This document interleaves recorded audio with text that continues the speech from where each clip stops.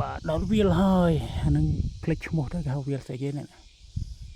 មានវាលស៊ីមលីមួយទៀតនេះវាលស្មាច់វាល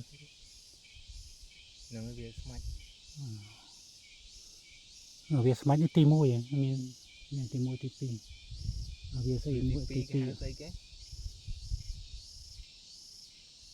មានវាស្មាច់នេះទី1មកវាទី2មួយទៀតបានមានផ្លូវបែកហើយផ្លូវបែកមានឆ្វេងទៅក្បាលខ្លាវិញទៅមុខទៅស្ទឹងខៀវស្ដាំចុះទៅ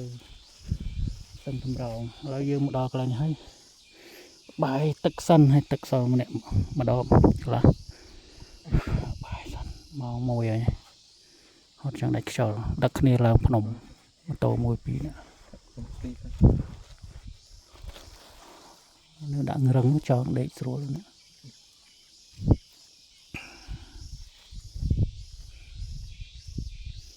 បាទនេះចង់ម៉ូតូមកយកឈើណាចង់បានឈើ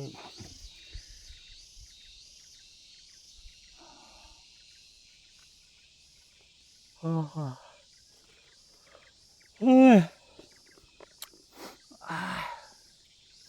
ហត់ចង់ដាច់ហត់ខ្លាំងពេកគេថាស្ដោះទឹកមាត់លេងដល់អត់ផុតពីធំទ្រូង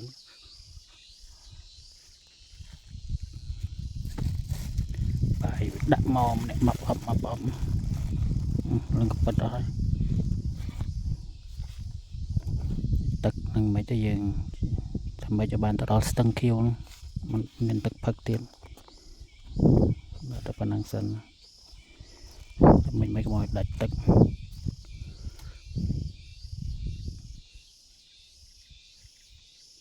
មកហើយចាំទៅមុខទៀតវាស្អាតហ្នឹងអាចដូចអាដើមស្អីដែលនៅតាមមាត់សមុទ្រគេហៅដើមស្អីគេទេនេះហើយភ្នំឥឡូវដល់កំពូលភ្នំខ្ពស់មែនតើដូចជា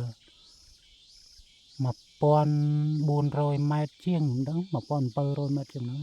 គេវាស់ថ្ងៃមុនគេប្រាប់ពីខ្ពស់វានីវ៉ូទឹកសមុទ្រមកភ្នំហ្នឹងខ្ពស់ណាស់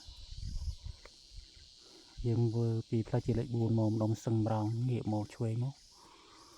ខ្ពស់មែនតើភ្នំហ្នឹង